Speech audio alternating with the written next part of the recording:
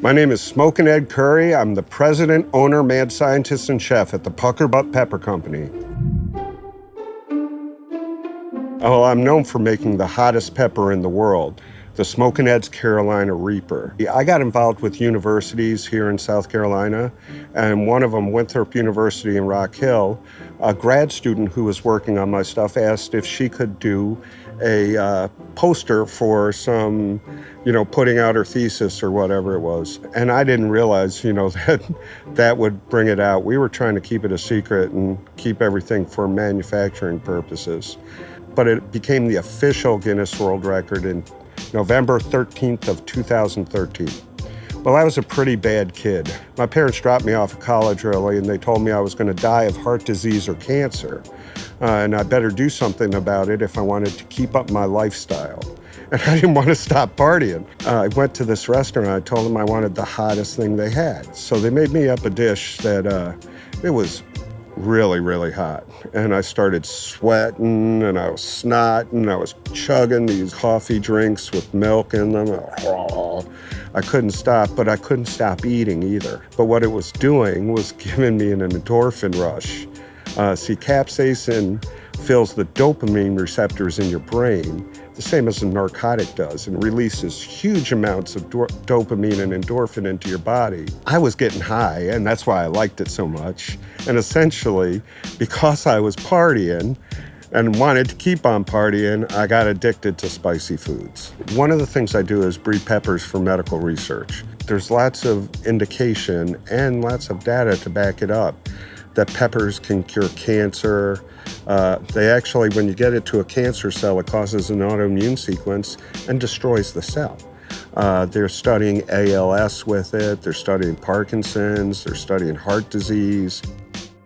I was breeding these things out for medical research because my mother had cancer at the time.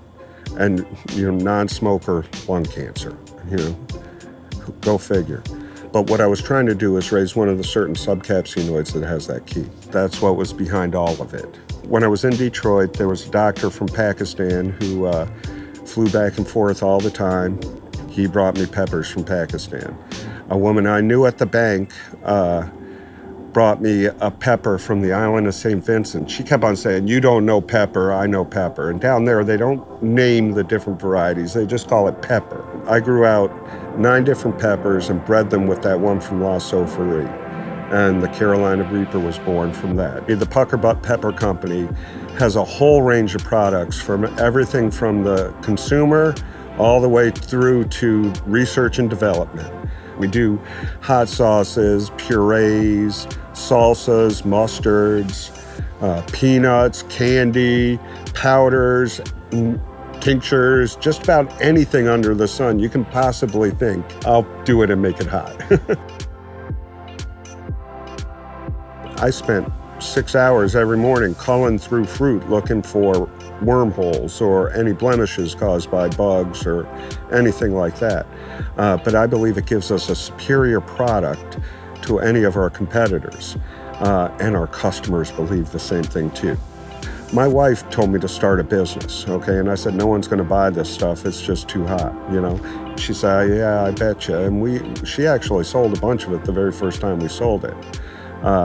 So by the time I got legal, I had asked people who were very successful all over the state, what do I need to do? How do I do this? Where do I go? And then it was just lessons learned from that point on. I've made every mistake there is to make for a business. If someone makes a big mistake at work, I give them grace, because who am I to judge? But some of those big mistakes have cost me a lot of money, and I make big mistakes too. And then I ask for forgiveness and we move on. Trusting some people with the Carolina Reaper is what's made it worldwide. My attorneys will tell you that that's a big mistake, but everybody knows me because that mistake happened.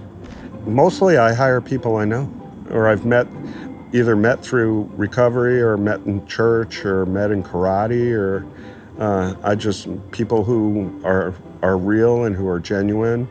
I used to hire off the street. We put ads out, or we go we let the local people hire. But, kids today really don't want to work. Everybody I ever hired to pick peppers for me sat in the field like this, okay? And they literally didn't want to work. And the people who know me and love who I am and love what I do, know the kind of effort I put into it. And when they ask me for a job, I know they're willing to do that effort because they already know ahead of time.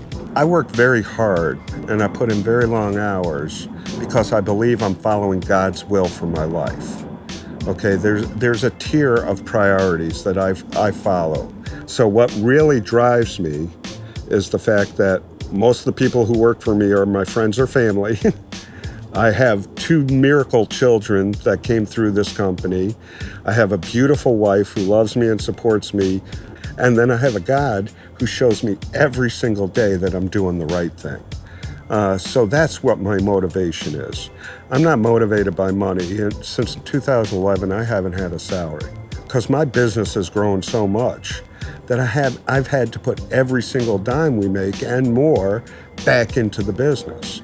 I hope to continue that. The best advice I can give to a person who's trying to start a business or grow their business is follow your heart and not your head, okay?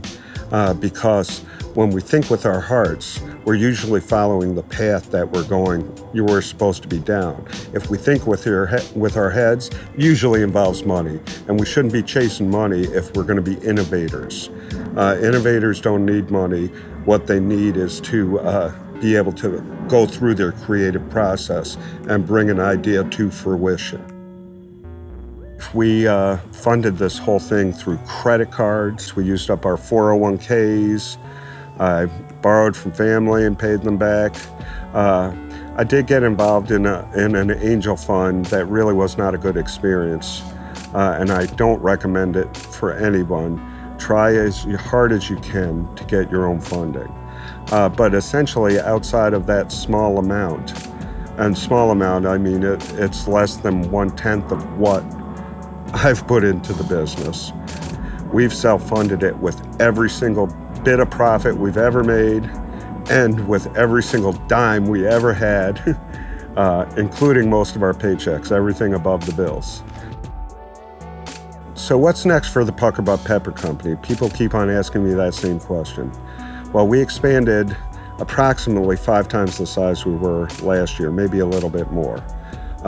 We're going to expand 10 times that size next year, and that is just with our hot sauce and mash business. But we're probably going to wind up opening some of those expansions over the next year or 2.